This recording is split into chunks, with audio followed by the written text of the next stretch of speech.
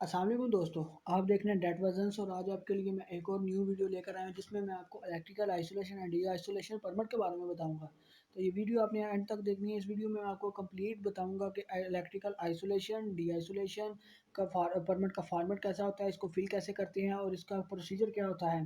तो चलो स्टार्ट करते हैं। इससे पहले अगर आपने मेरी अभी तक चैनल को सब्सक्राइब नहीं किया तो मेरे चैनल को सब्सक्राइब कर ले, साथ बेल आइकन पर क्लिक कर ले ताकि न्यू वीडियो जब भी मैं अपलोड करूँ आपको नोटिफिकेशन मिल जाए। दोस्तों स्टार्ट करते हैं। दोस्तों प्लांट नेम और कंपनी नेम सबसे परमिट के ऊपर लिखा होता है, ये तो आपको पता ही होगा। उसके बाद ये एचएससी का एक साइड से शुरू करते हैं। एचएससी का एचएससी डॉक्यूमेंट नंबर इसका लिखा होगा। उसके बाद रिवीजन टू रेफ डेट, ये जो आपकी जितनी दफ़ा परमिट चेंज होता है इसकी रिवीजन डेट आ जाती है, 2 3 4 कुछ भी हो सकती है। उसके बाद रेफरेंस डॉक्यूमेंट नंबर आपका लिखा होगा यहाँ पर। उसके बाद ये इम्पोर्टेंट चीज़ है, ये आपका जो है इलेक्ट्रिकल ये जो है नंबर लिखा होगा, परमिट परमिट नंबर्स। तो उसके बाद ये आपके आ जाता है सबसे ऊपर आपके हाईलाइट हुआ होता है electrical isolation and D isolation, ये परमिट है। तो इसके बारे में बताया हुआ है। तो उसके बाद ये देखिए इसके इस परमिट में आप स्टार्ट करते हैं दिस परमिट सेक्शन। यहाँ अपने परमिट का सेक्शन लिखना होता है। या ये फॉर्मेट जो है ओरिजिनल फॉर्मेट ये है दोस्तों। ये इसी तरह के फॉर्मेट सारे प्लांट्स इंडस्ट्री में इसी तरह का यूज़ होते हैं, जस्ट उनमें थोड़ा बहुत फॉर्मेट चेंज होगा, नहीं तो बस मोस्टली चीज़ें यही होंगी उसमें। उसके बाद ये ऑर्गेनेटिंग अथॉरिटी आ जाती है। इसके बाद ये आ जाता है electrical isolated the following equipment, जो आपने इलेक्ट्रिकल का आइसोलेट करना है इक्विपमेंट उसके बारे में यहाँ पर आपने डिटेल देनी होती है। उसके बाद बाय ट्रॉली रैक आउट, अगर आपका बाय ट्रॉली रैक आउट आप करना चाहते हैं तो यहाँ पर आप लिख सकते हैं। उसके बाद अगर बाय ब्रेकर आउट, अगर आपने ब्रेकर का आउट करना है तो इसको इधर से ऑफ कर सकते हैं। उसके बाद ये बता सकते हैं यहाँ पर कि किस तरह आपने करना है। उसके बाद अदर नेम आप जो भी है वो इधर लिख सकते हैं। यानी इजीली इक्विपमेंट्स येस और नो, अगर आपने जो सा इक्विपमेंट यूज़ कर वो आप येस और नो कर सकते हैं। उसके बाद टू डू द फॉलोइंग, उसके बाद जहाँ जो आपने डिटेल लिखनी है वो यहाँ पर आपने जो आपने करना है वो आपने यहाँ पर डिटेल लिखनी है। उसके बाद परमिट ओरिजिनेटेड बाय, उसके बाद ये आ जाता है परमिट ओरिजिनेटेड बाय, इसमें आपने अपना लिख देना है किसकी तरफ से है। तो उसके बाद आपका आ जाता है वैलिडिटी पीरियड। वैलिडिटी पीरियड में आपके पास नाइट मॉर्निंग इवनिंग आ जाती है। नेम डिज़ाइन और सॉरी नेम डेजिनेशन साइन आ जाता है। उसके बाद फ्रॉम टू, जहाँ कितनी डेट से आपने कितने हॉर्स इस्तेमाल करना है वो आपने यहाँ पर लिख देना है। उसके बाद दोस्तों आ जाता है इलेक्ट्रिकल सेक्शन में आप आ जाएँ। इलेक्ट्रिकल सेक्शन ये है, इलेक्ट्रिकल आइसोलेशन है। यहाँ पर ही आपका जो है मेन इलेक्ट्रिकल आइसोलेशन का परमिट स्टार्ट होता है। इसमें आपके पास 2 ऑप्शन आ जाते हैं। अगर आपने पैडलॉक करना है तो वो आप यहाँ से टिक कर सकते हैं इसके ऊपर, नहीं तो आपने टैगिंग करनी है तो आप टैग कर सकते हैं। उसके बाद इक्विपमेंट नंबर आपने लिखना होता है, वो आप इधर लिख सकते हैं अपना equipment number isolated and safe work in accordance with the rules. यहाँ पर लिखा हुआ है आपने इक्विपमेंट नंबर लिखना है। उसके बाद आइसोलेट करके आपने यहाँ पर लिखा हुआ है work in accordance accordance with the rule के अकाउंट्स मुताबिक आपने काम करना है। उसके बाद ये इलेक्ट्रिकल आइसोलेशन जो करेगा वो इधर साइन नेम अपना डेजिनेशन डेट एंड टाइम लिख देगा। इसके बाद हम चलते हैं नेक्स्ट में।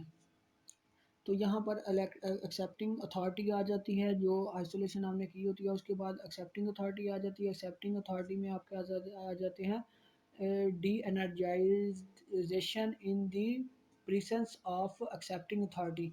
ये उन्होंने लिखा है कि जो डी एनर्जाइज करेगा इसको वो एक्सेप्टिंग अथॉरिटी की मौजूदगी में होगा, प्रेजेंस ऑफ एक्सेप्टिंग अथॉरिटी। तो इसके ऊपर yes no and not applicable, वो आप देख सकते हैं कि उसकी मौजूदगी में करना है तो येस कर दे, अगर नहीं तो नो, अगर एप्लीकेबल नहीं कर सकते तो उसको रहने दें। उसके बाद ये वो shift night morning evening shift आ जाती हैं। यहाँ पर आपने नेम डेजिनेशन वो लिख देते हैं अपना, जो शिफ्ट में आपने इसको आइसोलेट करना है वो इसी में लिखनी है। उसके बाद परफॉर्मर आ जाता है, परफॉर्मर साइन और डेजिनेशन आ जाता है उसका। उसके बाद ये जो आपका परमिट जो है वो आ जाता है परफॉर्मर। उसके बाद ये कंप्लीशन आ जाता है। कंप्लीशन, अगर आपका काम कंप्लीट हो गया है तो वर्क कंप्लीटेड, हाउसकीपिंग डन, आपका वर्क कंप्लीटेड हो गया, वर्क कंप्लीट कर दें। तो ये उसके बाद ये ऑप्शन ज़रूरी होता है remove fitting and equipment have been recommissioned, कि आपने जो भी काम किया था उसको रिकमीशन कर दिया, दोबारा से ठीक कर दिया। तो आपने यस, उसके बाद आपने परफॉर्मर साइन वही नेम डेजिग्नेशन डेट टाइम वो लिख दिया। उसके बाद आ जाता है डी आइसोलेशन। डेफिनेटली आपने जब आइसोलेट किया है अपने किसी इक्विपमेंट को, इलेक्ट्रिकल इक्विपमेंट को, तो आप इसको आप डी आइसोलेशन भी तो आपने ही करना है ना। तो डी आइसोलेशन में बेसिक जो स्टेप है ये आपने ज़रा गौर से देखने हैं। Originator, all related permit are safe for recommissioning and electrical supply restored। ये ओरिजिनेटर का है। ओरिजिनेटर जो है वो जिसने ये देखें, ये जो है और इलेक्ट्रिकल सेक्शन में है, इसी ने ओरिजिनेटर ने कहा है all related permit are safe, सारे परमिट सेम हैं एंड रिकमीशन करने लगे हैं एंड इलेक्ट्रिक सप्लाई रिस्टोर, दोबारा रिस्टोर होने लगी है। तो उसको आपने ये साइन वगैरह उस वो आपने कर देगा, sign name designation date time. उसके बाद आ जाता है इलेक्ट्रिकल सेक्शन में आ जाते हैं। ठीक है, इलेक्ट्रिकल सेक्शन में आ जाते हैं। Electrical supply has been energised. Electrical section वाले जो हैं वो अपनी कहेंगे कि हमारी जो है दोबारा हमने डी आइसोलेशन कर दिया है सब कुछ। ऊपर डेफिनेटली उसने साइन किए थे यहाँ पर। तो उसके बाद ये पैडलॉक टैगिंग जो है वो रिमूव हो गई है। उसके बाद वो अपने साइन वगैरह कर देंगे। उसके बाद ओरिजिनेटर के दोबारा साइन आ जाते हैं। ओरिजिनेटर के साइन इसलिए दोबारा आ जाते हैं कि इसने लिखा है the equipment is recommissioned and the permit is closed. क्योंकि ओरिजिनेटर जो होता है वो ही बेसिक लाइव प्लांट में ओरिजिनेटर कमीशनिंग के बंदे होते हैं। लाइव प्लांट में आपके जो होते हैं वो ही होते हैं ओरिजिनेटर। तो वो अपना जो है इधर उन्होंने लिख दिया this permit is recommissioned and the permit is closed, the equipment is recommissioned and the permit is closed. तो यहाँ उसने अपने साइन वगैरह कर दिए। तो ये जो है परमिट क्लोज़ हो जाएगा इसी तरह आपका।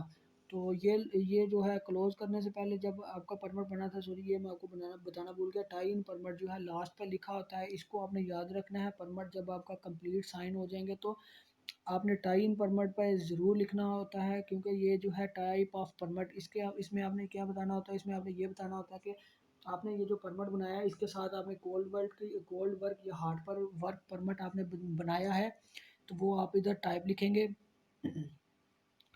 टाइप ऑफ परमिट एंड इधर आपने टाइप ऑफ परमिट, अगर आपने इसके साथ कोड वर्क बनाया है तो आप इधर cold work permit, hard work permit, उसके बाद permit number, date of issue, जब आपने इशू किया परमिट नंबर कौन सा, ये आपके टॉप पे लिखा होगा, आप इधर से पढ़ सकते हैं अपने परमिट का नंबर। तो यहाँ आपने टाइप ऑफ परमिट्स बतानी है। तो ये जैसे ही आप टाइप ऑफ परमिट्स बताएंगे तो ये आपका जो है कनेक्ट डेफिनेटली टाई इन हो जाएगा आपका दूसरे परमिट के साथ। तो ये बताना ज़रूरी होता है। तो ये वीडियो ये देखें इसी तरह आप अगर आपका दोस्तों, तो मुझे लगता है मैंने सब कुछ आपको बता दिया, आपको किसी से सवाल पूछने की ज़रूरत नहीं पड़ेगी। तो दोस्तों अगर आपका कोई सवाल होगा किसी भी मुतल्लिक आप मेरे से पूछ सकते हैं, मुझे कमेंट कर सकते हैं, मैं आपको जवाब दूंगा।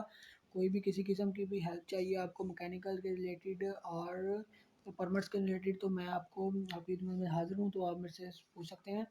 तो दोस्तों ये वीडियो आपको कैसी लगी? अगर आपको वीडियो अच्छी लगी है तो इसको लाइक ज़रूर कीजिएगा और मेरे चैनल को सब्सक्राइब करना ना भूलिएगा।